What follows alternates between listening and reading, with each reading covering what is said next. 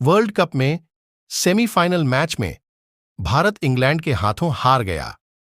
इस पर तमाम भारतीय क्रिकेट प्रेमी टीम को कोस रहे हैं और अपनी भड़ास निकाल रहे हैं। ऐसे में भगवान कृष्ण का जीवन चरित्र सहज ही याद हो आता है।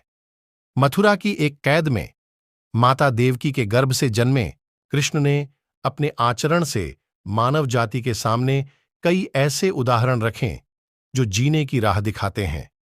ऐसा ही एक उदाहरण है उनके रणछोड़ बनने का।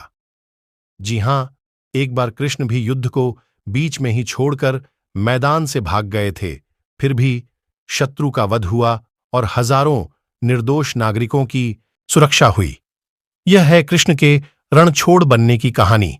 भगवान श्री कृष्ण का जन्म कंस का वध कर समस्त पृथ्वी लोक को उसके अत्याचारों से मुक्त कराने हेतु हुआ था। किशोरावस्था में ही वह गोकुल से मथुरा आ गए तथा दुष्ट कंस का वध किया।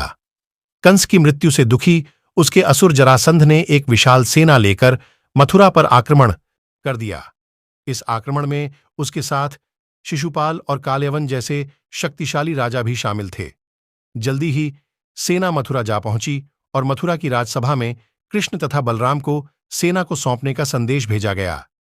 इस युद्ध को टालने तथा मथुरा के निर्दोष नागरिकों को बचाने के लिए कृष्ण ने रातों रात वहां से सैकड़ों किलोमीटर दूर समुद्र में एक नई नगरी द्वारिका निर्माण करवाया। अपनी माया से उन्होंने समस्त नागरिकों, उनके पशुओं तथा संपत्ति को नींद में ही नई नगरी में पहुंचा दिया। अगले दिन सूर्योदय के समय कृष्ण तथा बलराम जरासंध की सेना के सामने जा पहुंचे और उसे लड़ने के लिए चुनौती दी। जैसे ही जरासंध और दूसरे राजाओं ने कृष्ण को मारने के लिए शस्त्र उठाए, दोनों भाई भागने लगे। उन भाइयों के पीछे पीछे जरासंध तथा कालयवन जैसे राजा भी भागने लगे। कुछ ही देर में दोनों भाई बहुत आगे निकल गए और उनके पीछे केवल मात्र कालयवन रह गया। उसे देवताओं ने वरदान दिया था कि उसकी हत्या किसी अस्त्र या शस्त्र से नहीं होगी। ऐसे में वह निर्भीक था और लगातार कृष्ण का पीछा करते करते एक गुफा में जा पहुंचा। गुफा में राजा मुचुकुंद सो रहे थे, जिन्हें इंद्रदेव ने वरदान दिया था कि जो भी उन्हें उठाएगा वह उनके देखते ही जलकर भस्म हो जाएगा। वहां पहुंचकर कृष्ण ने सोए हुए मुचुकुंद पर अपना पीतांबर डाल दिया और स्वयं छिप गए। कालयवन भी वहां जा पहुंचा और सोए हुए राजा मुचुकुंद पर पीतांबर देख उन्हें ही कृष्ण समझ बैठा।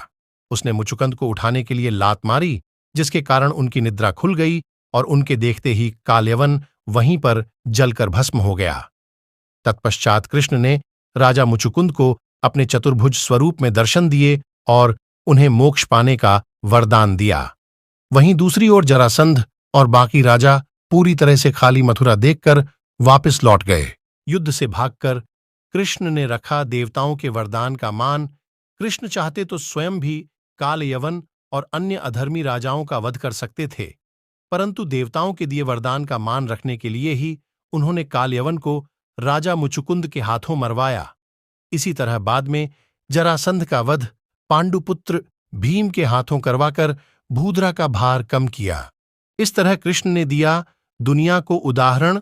इस कहानी के बाद कृष्ण के नाम के साथ हमेशा के लिए रणछोड़ जोड़ दिया। कृष्ण की इस कहानी से सीख मिलती है कि अनावश्यक ताकत का प्रदर्शन नहीं कर बुद्धिबल से काम लेना चाहिए। इस तरह हम अपनी शक्ति को खर्च होने से रोक सकते हैं और बड़े से बड़े संकट का भी सामना कर सकते हैं।